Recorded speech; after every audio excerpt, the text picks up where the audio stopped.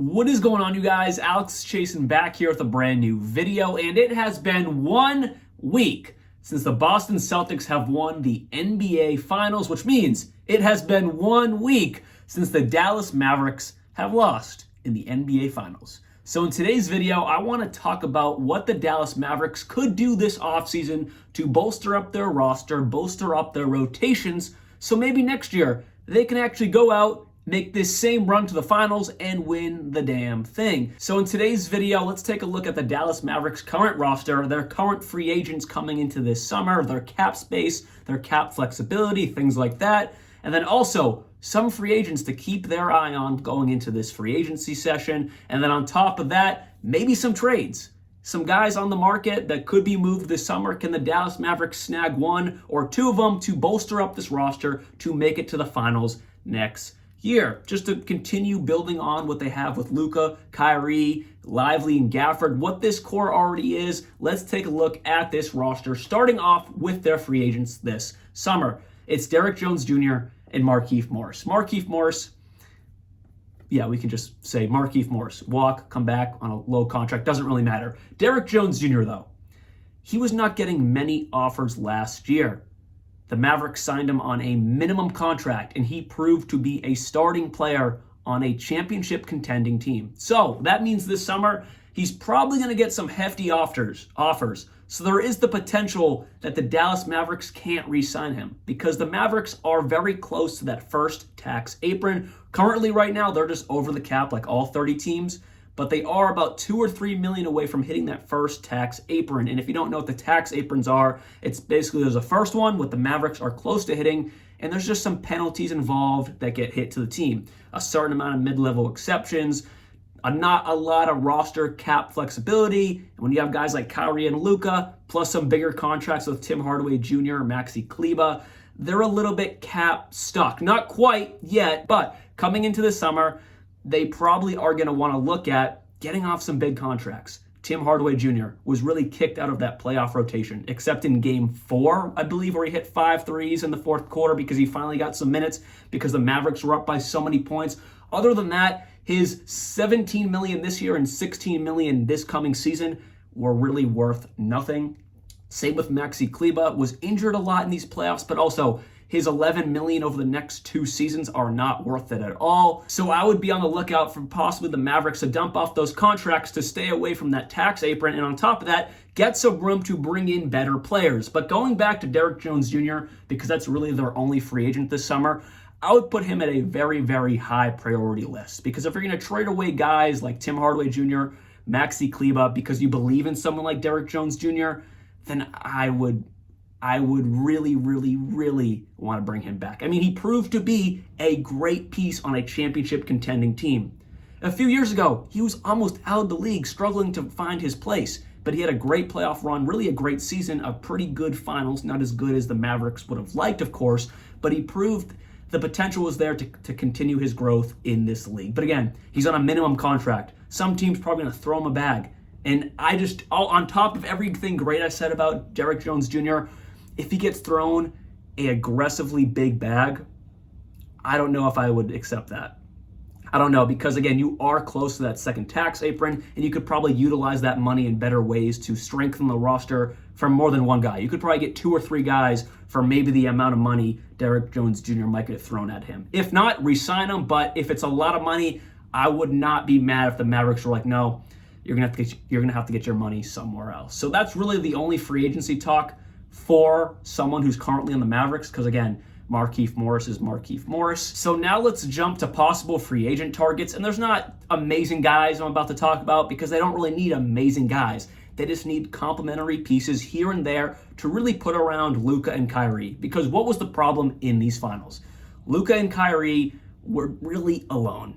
Yes, you had Derrick Jones Jr. who played good. You had Josh Green who played good at times. You had PJ Washington who played good at times. Of course, Lively and Gafford were dominant in these playoffs until the finals, but they really just need other options to kick to in the corner to trust to make some wide open threes. Because Derrick Jones Jr., Josh Green, they're not overly trustworthy. PJ Washington proved to be pretty trustworthy, but in the finals, he proved not to be trustworthy. So really, there was no one they could trust. No one who you could throw in the corner and trust to nail shots more times than not. So some guys to look at this summer for the Dallas Mavericks who aren't going to expect a lot of money: Malik Beasley, Alec Burks, Royce O'Neal, Taurean Prince, and Lonnie Walker. Out of all of those guys, I really love Malik Beasley. I mean, he was in the three-point competition because he's a great three-point specialist. You can just throw him in a corner. A lot of these guys don't want to just be thrown in a corner and make threes. Someone like Malik Beasley, that's what he's good for. You can just throw him in the corner, throw him in the wing, and he'll hit his shots. Same thing for Alec Burks. I know he's getting a little bit older, but he does fit this timeline for the Mavericks, who kind of win right now. I mean, Lonnie Walker would be nice, but I feel like he might get a little bit of money from somewhere else. Who knows? So those were some wings that I think would fit relatively well into the Mavericks system with that drive and kick action they like to do with Luka and Kyrie. Throw it to one of them in the corner, and you can trust them to make a three. Again, I do like some of them more than others, but overall, I think any of them would be good fits and just a better bolster up to that three-point shooting alongside Luka and Kyrie. Now, one thing was missing. What about their guard? What about their guard play? Because that does need to be bolstered up as well. Not their starting guards, of course, but their backup guards. That does need a little bit of a fix because I like Dante Exum, but he's not really the answer. I mean, he was out of the league for a reason. He has come back and kind of rejuvenated his career, but I think you can get better. I know they can get better. I do like Jaden Hardy a lot, but there still is room for growth, and I think he still has to prove that. So, what do? Well, there is another team in the Western Conference that has an abundance of guards. One of them is kind of there for no reason. He got sent there on a trade last summer with the Boston Celtics. Yes, that is the Portland Trailblazers and Malcolm Brogdon. He shouldn't be there. He should be on a contending team playing the backup point guard role, and I think the Dallas Mavericks have the pieces to get Malcolm Brogdon and someone who would fit really, really well into this Mavericks system, kind of like a Josh Green, Matisse Thybulle. So the proposed trade is Malcolm Brogdon and Matisse Thybulle from Portland to Dallas for getting rid of big contracts and Tim Hardaway Jr., Maxi Kleber, and then the throw-in to make it all work and maybe just an additional guy that the Trailblazers would like to have, Dante Exum. So I know it's 3 for 2, but you're making a major upgrade. I mean, you're getting rid of one guy in Tim Hardaway Jr., who basically got kicked out of the rotation when it mattered the most in the playoffs. Maxi Kleber, who's just not worth that money for 2 more years, $21 million over the next 2 seasons. He's just not worth that. I mean, he's just not. And then Dante Exum, again, like I just said, he has rejuvenated his career, but you can upgrade that position, and getting someone like Malcolm Brogdon is a major, major upgrade. One more possible trade, and there is a caveat here. It is Bruce Brown from the Toronto Raptors, but Bruce Brown is on a $23 million team option with the Raptors, so things do have to go right where the Raptors would have to accept this, but maybe they could do a, quote-unquote sign and trade where, yeah, they accept the $23 million, but then they just move him. So I was thinking of, again, dumping off Tim Hardaway Jr., dumping off Maxi Kleber for Bruce Brown. Now, you would have to throw some picks in there because there's no way the Raptors would be like, yeah, I'm just going to accept this $23 million and then get 2 guys back who aren't as good as they used to be. So you would have to throw maybe a first, maybe a couple seconds in there instead of a first to dump off those contracts. But I think bringing in someone like Bruce Brown would have a similar effect to Malcolm Brogdon, just in a different way. Bruce Brown's not going to run the offense, but he's a great overall scorer, a great overall defender, and that would just bolster up this Mavericks roster as well. So those were some guys that I think the Mavericks should have their eye on coming into this summer in free agency and then also the trade market, because the Mavericks made it to the finals for a reason. Luka and Kyrie, they work very well together, and they figured something out that only one team could stop, that being the Celtics. But other than that, their lob threat is the new Lob City.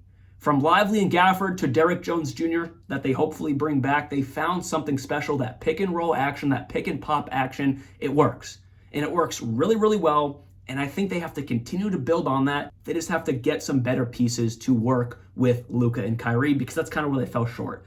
The Celtics closed off the lob threat, and then the guys around them just didn't really produce because they just aren't really producers. They need better producers around Luka and Kyrie. And I think some of these guys right here would definitely help their case when it comes to playoff time. So hopefully you guys did enjoy this video. Let me know down in the comments below which moves you liked, which moves you didn't like. And also, if I didn't mention one, let me know down in the comments below what you're thinking. See y'all very soon. Like always, peace out.